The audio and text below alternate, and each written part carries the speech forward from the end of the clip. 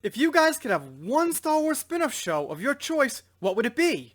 How about Solo? You know, the Star Wars movie that made negative 50 million at the box office?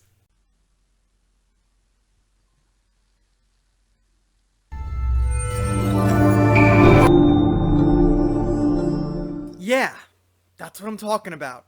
Let's cover some rumors that there might be a Star Wars spin-off show with characters from Solo. And you know who, the Mary Sue, and I'm not letting up on this trash media cause, hey, they spread some interesting rumors and they have some interesting opinions about some interesting things.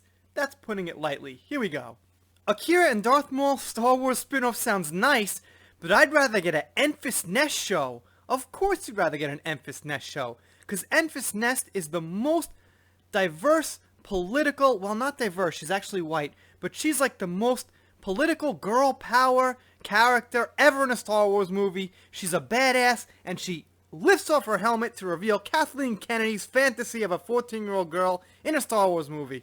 Hey, I'm not saying she's like a terrible character, but I don't know, a little weird. 14-year-old girls leading some street gang, some tough-ass smuggler type gang or some shit like that. Let's see what Kate Gardner has to say. These are rumors springing from rather illegitimate sources like Reddit, and we got this covered, that are saying Disney and Lucasfilms are planning a Solo spin-off for Disney+. Solo underperformed at the box office, which is a huge understatement, because like I said, it's like negative 50 million by Disney Star Wars standards, which, well, if Disney Star Wars standards are in the negative of millions, I guess that didn't hit the standard, which means that the hopes of a Solo 2 probably will not come to pass. However, there's still plenty of room to explore some of the film's characters on Disney+, especially now that Disney has shown their interest in making series based on legacy and existing characters. And sure as hell, Enfys Est is a great existing character. The rumored spin-off will focus on Kira Emily Clark and Crimson Dawn, of course, Emilia Clarke, the criminal organization headed up by Darth Maul, who made his live-action return in Solo. Depending on how Star Wars The Clone Wars concludes Season 7, we could see the formation of Crimson Dawn there, which, in turn, could lead to a ministry centered on Kira's attempts to survive in the hands of Crimson Dawn under Maul, who she seems well-equipped to match wits with. Absolutely excellent. Kira, this new character who steals the show in Solo, is actually equipped to deal with Darth Maul, who Kenobi couldn't quite take out. He's back. You know, Darth Maul takes out Qui-Gon Jinn, but of course, Kira, the new sensational Solo superstar, is gonna be matched with Darth Maul. That sounds awesome. That sounds like a TV show I, as a Star Wars fan of George Lucas Star Wars and good Star Wars products, would really enjoy seeing, doesn't it? The idea of a Kira-centric spin-off, well, you know, Solo was kind of Kira-centric anyway, you kind of got the movie, doesn't immediately appeal to me, though I'd love to see more of Crimson Dawn. Of course. Here's the thing. Kira's not good enough for the Mary Sue. The Mary Sue needs younger, more powerful representation of females in Star Wars.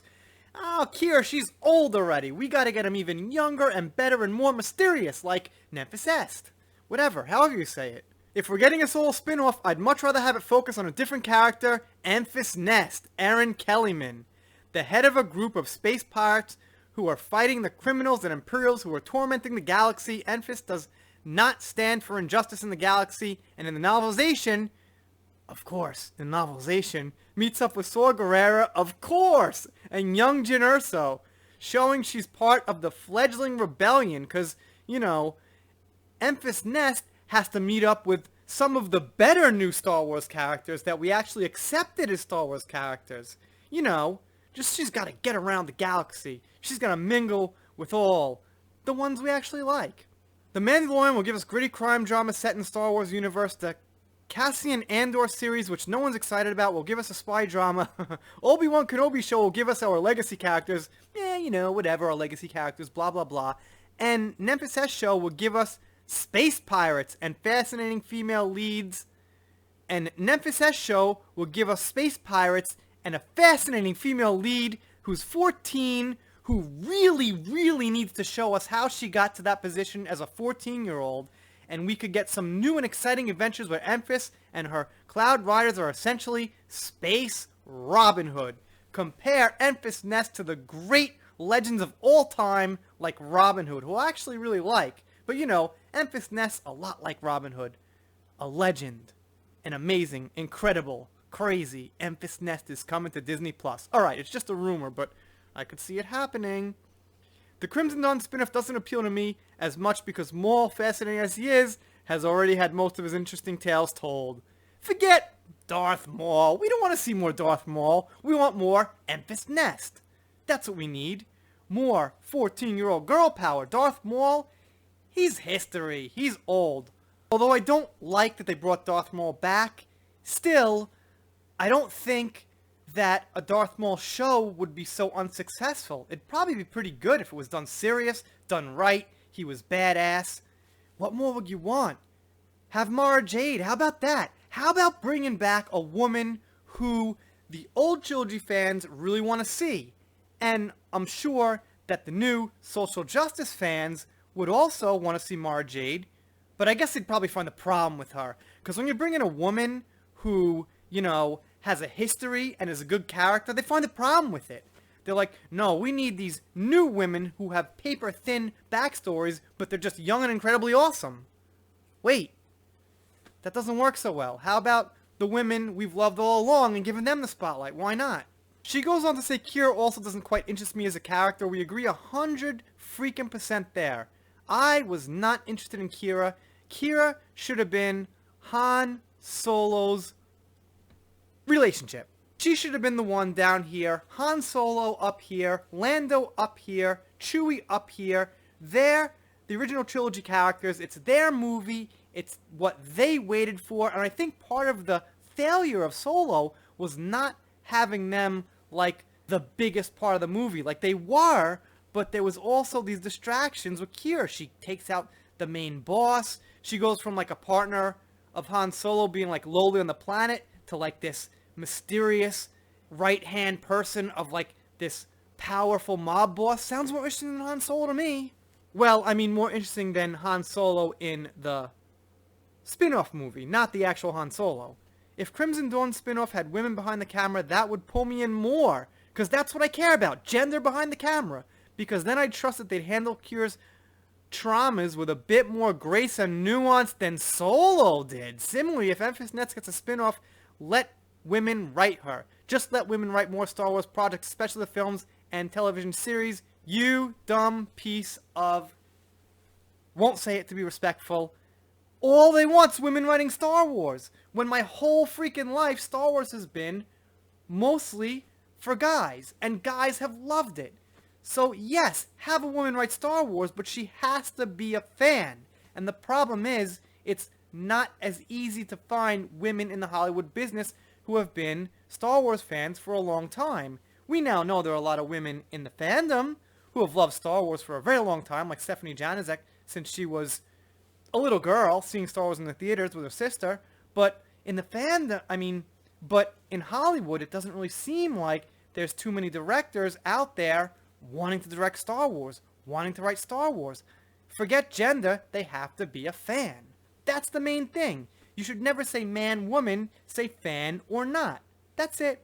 Overall, I'm not completely anti-Kira getting her own spin-off, but I'd much rather see Enfys Nest get one. Because Enfys Nest has no character development in Solo, she's in it for a very, very short time, and there's absolutely no reason to give her her own spin-off show. The ideal way to work this out is that we have a parallel stories of Kira in Crimson Dawn and Enfys trying to take down the Crimson Dawn, which would center the narrative into two women to make the story leap off the screen. Maul can play a supporting role as Kira tries to save her soul, and Enfys tries to free planets from Crimson Dawn's grasp. Please let us have an Enfys series. By far the most interesting new character in Solo. She deserves her own spin-off. Come on, Lucasfilms. Give it to the fans.